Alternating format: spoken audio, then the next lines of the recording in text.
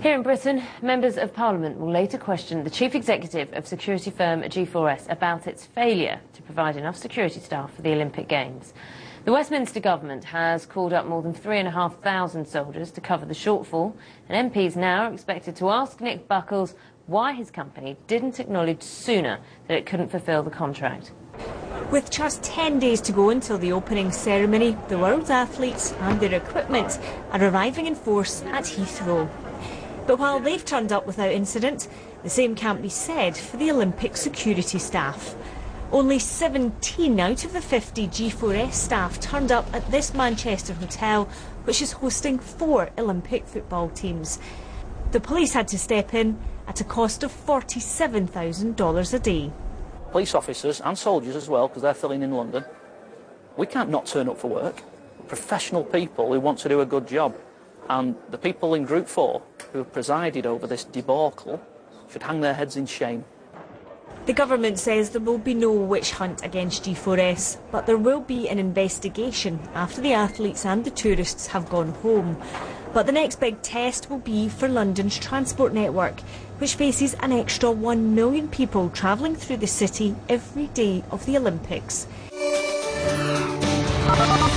Security firm G4S won the contract to initially supply 2,000 guards in December 2010. In the following September, a confidential report to the Home Office flagged potential problems with Olympic security and the need for more guards. 3 months later, G4S was asked to ramp up the number of guards it was providing from 2,000 to 10,000. Last Wednesday, British Home Secretary Theresa May was told G4S wouldn't be able to supply the extra guards due to a problem with its computer systems. 3,500 extra soldiers were then mobilised to bridge the gap. It is not a shambles. What this is a situation where the government has done what is absolutely right for government to do. Some of the soldiers are already arriving at the Olympic Stadium in East London, a reassuring image, and police will also help to bridge the gap. But it's not enough to stop the share price of G4S being hammered, down more than 10% since the story broke last week. Clearly in this instance, the company hasn't done a great job. I feel very embarrassed about it. I'm very sorry about it. We've got to put it right, and we are going to deliver a safe and secure Games. British Home Secretary Theresa May was called to Parliament to answer urgent questions about Olympic security, reassuring politicians everything was in hand. G4S have failed to deliver their contractual obligations, but we have the finest military personnel in the world.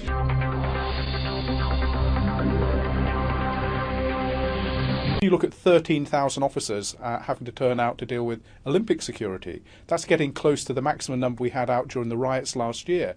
And that's how seriously stretched we are. Remember, we've lost several thousand officers during the course of the last year because government's given us such a low priority. And we're due to lose 30,000 staff in the coming months and years on top of that. It's a wake-up call, I hope, for government. Any responsible government should look at what's happening with this debacle and say that their first duty, as any government's is the safety of their citizens. We are in a very peculiar position here with a government that gives policing a very low priority, doesn't seem to give it the regard it has to, as the public do. They understand that public safety is very important and you can't entrust it to people who might not turn up because they just can't get the numbers on the day.